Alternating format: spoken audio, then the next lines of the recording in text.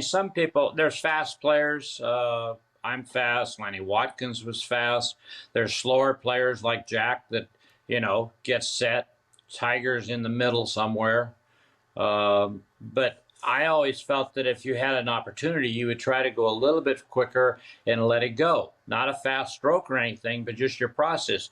If you're throwing a dart at a board, you're looking at the bullseye. The bullseye for a putter is the hole in the green, where the hole's cut. I mean, you look at it, how many things, it's not calculus. It's not that serious. It's not cancer. It's nothing like that. Pick your line and let it go. And if you expect to make it, if you stand behind the ball as you walk into it, and you can see where it's going to fall in the hole, whether it's coming in at 4 o'clock or 7 o'clock, if it's breaking right, whatever. If you see that, you got a good chance of making it. But most people don't even see it. They try to get it over with because they don't feel comfortable putting. And a lot of times it's their routine, or a lot of times it's the putter that doesn't fit them. I mean, there's all various things. And Matt, the one thing that you get to in the end is the fact that our job, my job, and the boys' job as instructors is to look at you and figure out how to make you comfortable. Speed you up, slow you down, more practice strokes, less practice strokes. Maybe Annika's a great example. Annika had to have a practice stroke.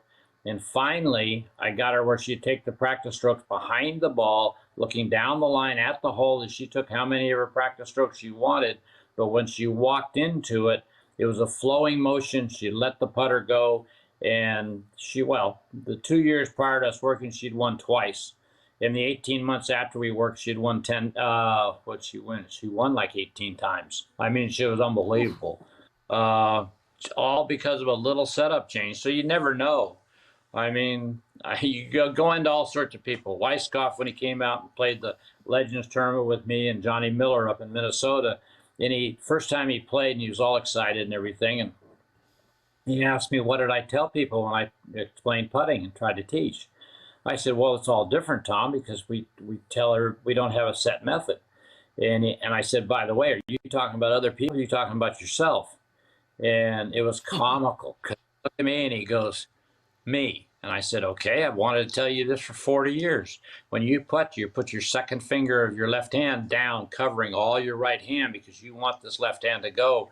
In reality, that creates tension, and there's no way you're going to go through. You're just going to stop your left hand, finger down or not. And so I just told him, I just overlapped the one finger so I get feel. There's no tension.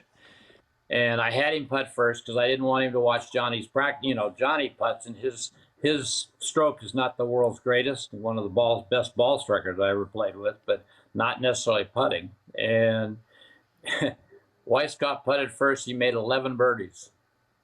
And we finished the round, and he said, why didn't you tell me this 40 years ago? And I said, well, why in the heck didn't you help me with my golf swing 40 years ago?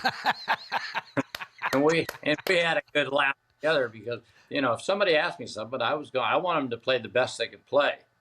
I didn't care who they were, but and many times during a round when I should have been penalized, I'd say, when we get through, I want to help you with something. Well, within a hole, they're going to say, well, now, what are you going to tell me after the round? And so here I am in the middle of competition telling somebody something that's going to help them or hurt them, but at least for the holes I watch him, I'll know by the end of the round whether it did help, and so will he. So it's been a neat journey. I mean, I've enjoyed the competition immensely. I'm a very competitive person, obviously, but the knack and the way my dad taught me, and I didn't know that Alex Morrison was the one that taught him in the 30s until 27 years after Dad died, and Matt Rudy and I wrote the putting book together in 2010.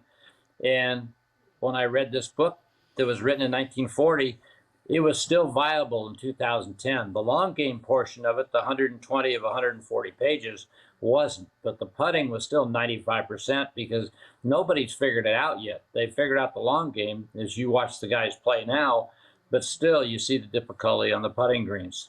And it's a lot of what you said. It's all this taking time and trying.